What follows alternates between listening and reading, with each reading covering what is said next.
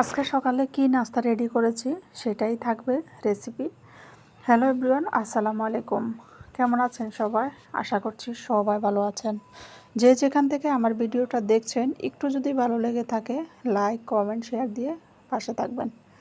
যাই হোক, কথা বলতে বলতে আমি এখানে চিকন করে আলু কেটে নিয়েছি। আলুগুলো ভালোভাবে ধুয়ে পরিষ্কার করে নিচ্ছি।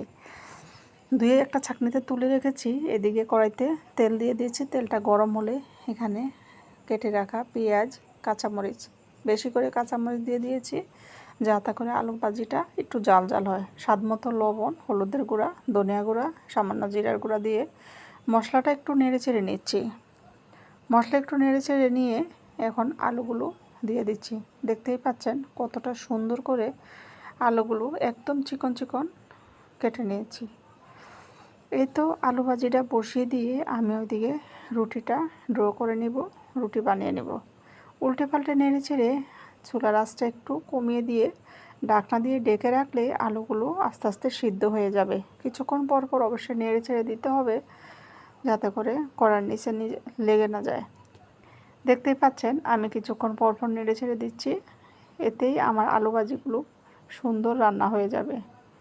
সিদ্ধ হয়ে আসলেই দিয়ে দিব কিছু ধনেপাতা।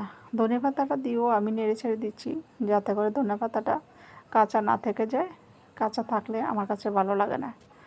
আলু ভাজিটা হয়ে ঝরঝরা হওয়া পর্যন্তই নেড়ে ছেড়ে দিব। হয়ে গেলে এখানে উপরে গরম মশলা আর জিরা গুঁড়ো একসাথে টালা ছিল, সেখান থেকে একটুখানি ছিটিয়ে দিয়ে দিয়েছি। এই তো রুটির জন্য ড্র করে নিব। অন্য চুলায় পানি দিয়ে রেখেছি, পানিটাও বলক এসে গেছে। দেখতেই পাচ্ছেন নেড়ে চেড়ে এভাবে ফুটানো পানির থেকে রুটি ড্র করে নিলে রুটিগুলো কিন্তু একদম সফট এবং খেতে দারুণ মজা লাগে। আর কাঁচা পানি দিয়ে রুটি করলে ওটা একটু শক্ত শক্ত হয়, সেটা আমি খেতে পারি না। এই কারণে আমরা এভাবেই করি। এটা করলে একদম সফট এবং নরম তুলতুলে হয়, রুটিগুলো ফুলে ফুলকো ফুলকো হয়। এটা সবাই পছন্দ করতে পারেন।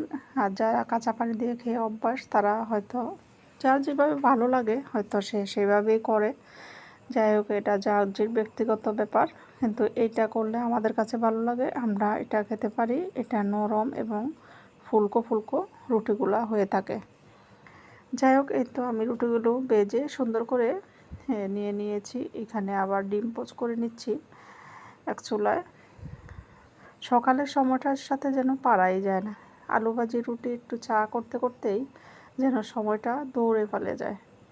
যাই হোক, আজকে এখানেই। সবাই ভালো থাকবেন। আল্লাহ হাফেজ।